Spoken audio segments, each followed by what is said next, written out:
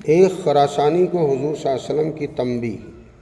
بازری رحمۃ اللہ علیہ نے توثیق اری الایمان میں ابو النعمان سے نقل کیا ہے کہ خراساں کے رہنے والے ایک صاحب ہر سال حج کو جایا کرتے اور جب مدینہ طیبہ حاضر ہوتے تو سید طاہر علوی رحمۃ اللہ علیہ کی خدمت میں بھی نذرانہ ہدیہ پیش کیا کرتے۔ ایک صاحب نے جو مدینہ ہی کے رہنے والے تھے ان خراسانی سے ایک مرتبہ یہ کہا کہ تم طاہر علوی کو جو کچھ دیتے ہو وہ ضائع برباد کرتے ہو، وہ اس کو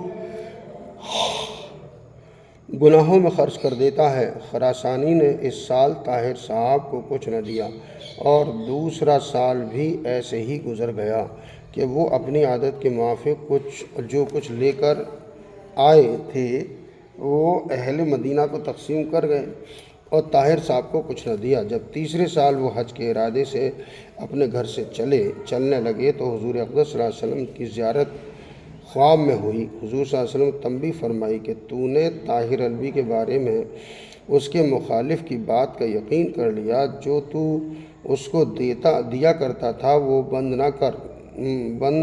کر لیا۔ ایسا نہ کرنا چاہیے۔ جو وظیفہ اس کا رکا ہوا ہے وہ بھی دو اور آئندہ جب تک جاری رکھ سکو بند نہ کرو۔ وہ خراسانی بہت خوف زدہ نیند سے اٹھے اور ایک تھیلی علیحدہ ان کے نام کی جس میں 600 اشرفیاں تھیں اپنے ساتھ لے لیں، اور جب مدینہ منورہ حاضر ہوئے تو سب سے پہلے سید طاہر علوی رحمۃ اللہ کے مکان پر پہنچے۔ وہاں محفل بھر رہی تھی۔ علوی صاحب نے ان خراسانی کا نام لے کر کہا کہ اگر تم کو حضور اقدس صلی اللہ علیہ وسلم ارشاد نہ فرماتے تو تم مجھ تک نہ آتے۔ تم نے میرے بارے میں اللہ کے دشمن کی بات کا یقین کر لیا اور اپنا معمول بند کر لیا۔ جب حضور صلی اللہ علیہ وسلم نے ملامت تنبیہ فرمائی اور حکم فرمایا کہ 3 سال کا وظیفہ دو جب لے کر آئے ہو، یہ کہہ کر ہاتھ پھیلایا اور کہا کہ لاؤ 600 اشرفیاں سونے کے سکے۔ یہ ساری بات سن کر خراسانی کو اور بھی دہشت ہوئی، خوف ہوا اور وہ کہنے لگا کہ واقعہ تو سارا اسی طرح ہے، مگر تمہیں اس سارے واقعے کی کس طرح خبر ہوئی؟ علوی رحمۃ اللہ علیہ نے کہا کہ مجھے سارا حال معلوم ہے۔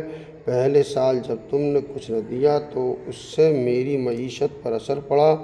جب دوسری سال تم آ کر چلے گئے اور مجھے تمہارے آنے اور جانے کا حال معلوم ہوا تو مجھے بہت ضیق یعنی دشواری ہوئی۔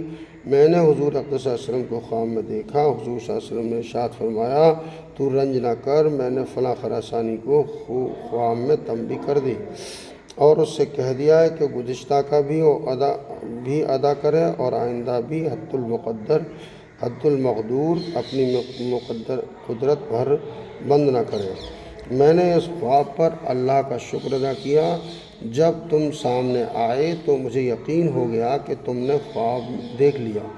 یہ سن کر خراسانی نے 600 اشرفیوں کی تھیلی نکالی اور ان کو دے کر ان کے دستبوسی کی، ان کا ہاتھ چوما اور اپنی کوتاہی غلطی کی معافی چاہی کہ میں نے تمہارے مخالف کی بات کا یقین کر لیا۔ سید سمہودی رحمۃ اللہ علیہ نے اس قصے کو نقل کرنے کے بعد لکھا ہے کہ یہ طاہر علوی طاہر بن یحییٰ بن حسین بن جعفر الحجہ بن عبید اللہ بن